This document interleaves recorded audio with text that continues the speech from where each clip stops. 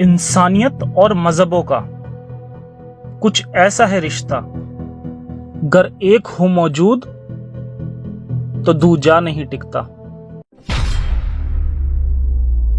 नमस्कार आदाब साथियों, मैं हूं आपके साथ जफर हेरेटिक, आपका दोस्त, आपका होस्ट। मेरी इस वीडियो को लाइक करें, शेयर करें और मेरे चैनल को सब्सक्राइब करें। साथ ही घंटी के बटन को दबाकर ऑल नोटिफिकेशन ऑप्शन को सिलेक्ट कर लें।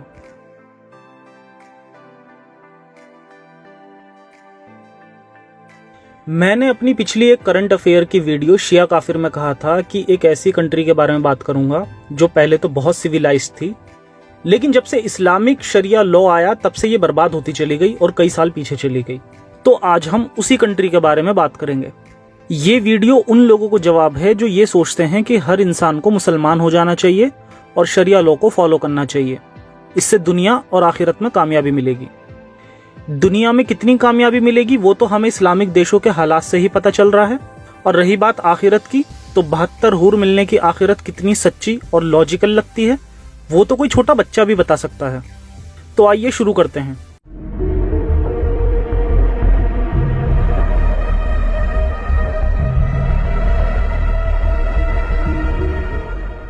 ईरान एक शिया देश जो अपनी कट्टर सोच के चलते आज कई प्रॉब्लम से जूझ रहा है। इस्लाम आने से पहले ईरान का नाम पर्शिया था और वहां पारसी धर्म को मानने वाले रहा करते थे, जिनको जबरन कन्वर्ट करा के मुस्लिम बनाया गया, और जो कुछ बचे थे वो इंडिया आ गए।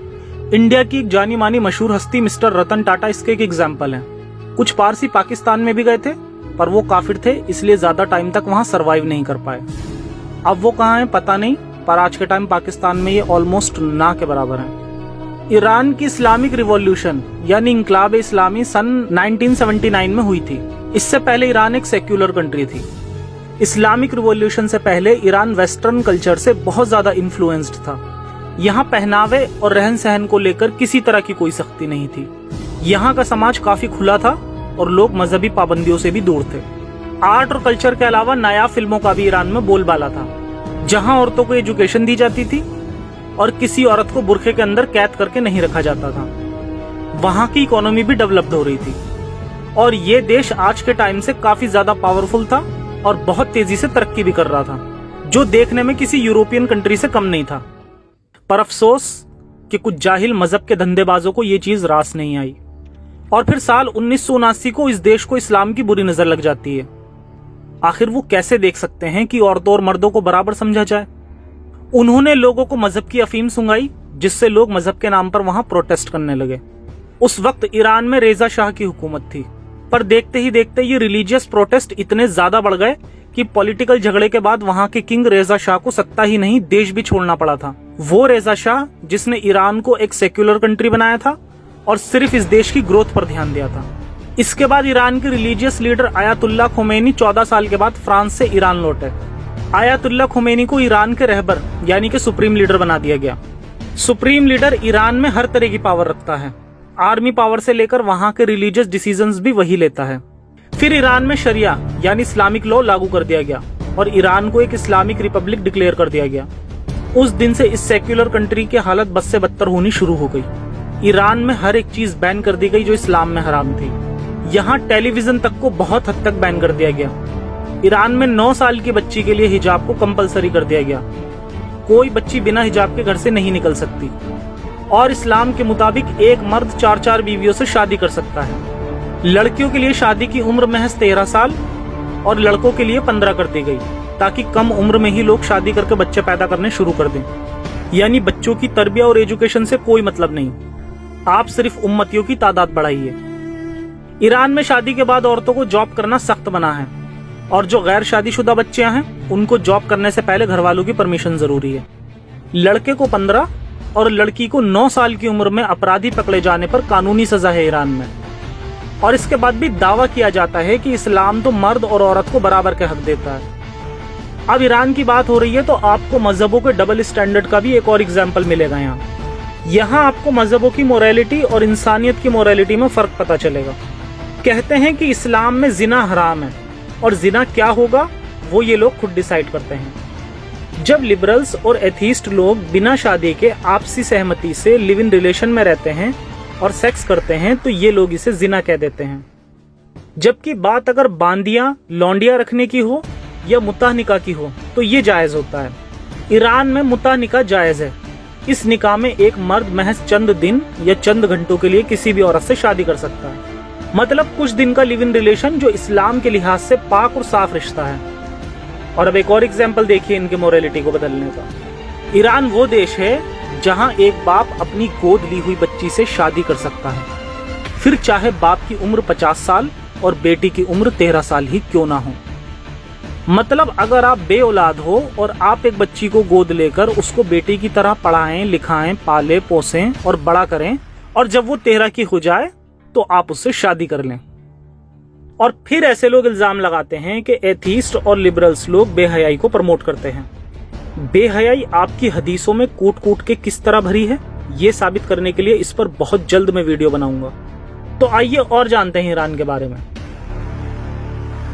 ईरान एक देश है जहां वर्ल्ड का चौथा सबसे बड़ा तेल का भंडार है, जो पूरे वर्ल्ड का 10% है, और यहाँ पूरे वर्ल्ड का सेकंड सबसे बड़ा गैस का भंडार है। फिर भी इनकी बदनसीबी का आलम यह है कि ये देश कभी पनप ही नहीं पाया, और हर चीज में ईरान ऑल कंट्रीज की लिस्ट में बॉटम में आता है। और ये तो होना ही था, क्योंकि इस्लाम जहां जहां जाता है वहां के हालात बद से बदतर होते जाते हैं। इसके न जाने कितने एग्जाम्पल हमें दुनिया में मिल जाएंगे। और ऐसा नहीं है मैं सिर्फ ईरान की बात कर रहा हूं तो बाकी मुस्लिम कंट्री के बहुत अच्छे हालात हैं, बल्कि हर मुस्लिम कंट्री जाहिलियत में एक दूसरे को कंपटीशन देती है।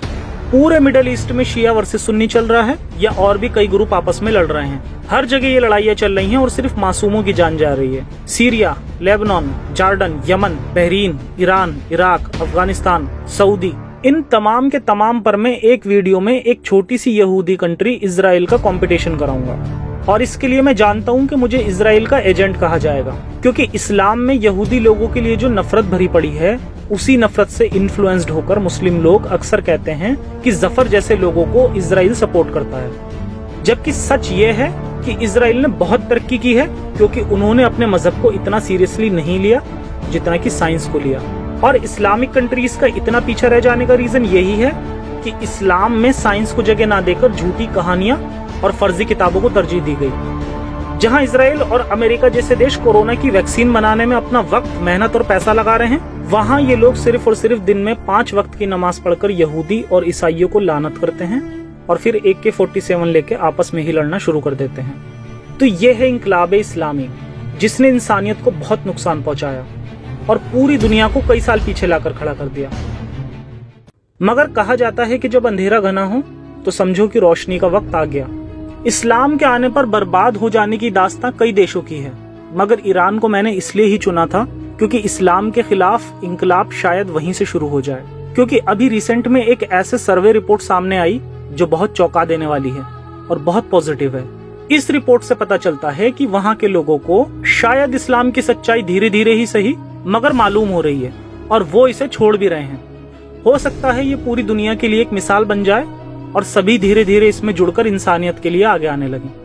तो देखते हैं क्या कहती है ये रिपोर्ट। ये ईरान का एक रिसेंट सर्वे है जिसमें काफी हैरान कर देने वाले फैक्ट सामने आए हैं। ईरान की टोटल पॉपुलेशन का 99% से भी ज्यादा लोगों का मुसलमान होने का दावा था, पर according to recent survey 78% god में बिलीव करते हैं, और उसमें से केवल 32% अपने आप को शिया मानते हैं, और उसमें भी केवल 26% बिलीव करते हैं कि इमाम मेहंदी आएंगे और दुनिया को बचाएंगे।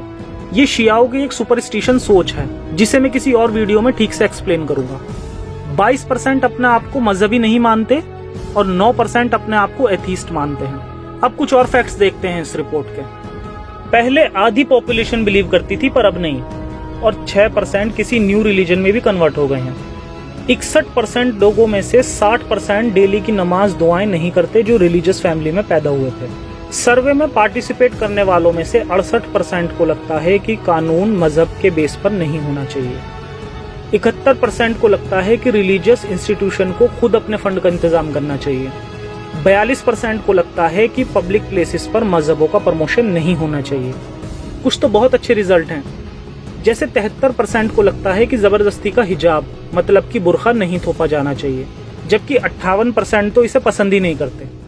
तो अब लोग समझ रहे हैं कि मजहब सिर्फ और सिर्फ एक झूठ है, और वो लोग भी खुलकर अपनी जिंदगी जीना चाहते हैं। इंसानियत अभी एक पिंजरे में कैद है, लेकिन उसे पता चल गया है कि ये पिंजरा ही दुनिया नहीं है। बल्कि दुनिया बहुत बड़ी और बहुत खूबसूरत है। बहुत जल्दी ये पिंजरा टूटेगा और हर तरफ सिर्फ और सिर्फ मोहब्बत और इंसानियत होगी। वो वक्त दूर नहीं जब लोग इस बात को जानने के साथ साथ मानने भी लगेंगे कि पूरी दुनिया के लोग आपस में एक दूसरे से जुड़े हुए हैं और कोई अलग नहीं। और फिर सब मिलकर इस दुनिया को भी बचाएंगे और इंसानियत को हमेशा बचाए रखने के लिए तारों के बीच और भी दूसरी दुनिया को भी तलाश करेंगे, ताकि इस दुनिया पर फ्यूचर में कोई खतरा हो तो इंसानियत को दूसरे प्लैनेट्स पर भेजकर नेचर की इस अनमोल क्रिएशन को बचाया जा सके। तो आप भी मेरा साथ दें और इस वीडियो को ज्यादा से ज्यादा शेयर करके मजहबों के चंगुल से इंसानियत को बचाएं। बाकी आज के एपिसोड में इतना ही। फिर मिलेंगे किसी और एपिसोड में एक नए टॉपिक के साथ। तब तक के लिए सुरक्षित रहें और अपना और अपनों का ख्याल रखें। जय हिंद। साइंस हाफिज।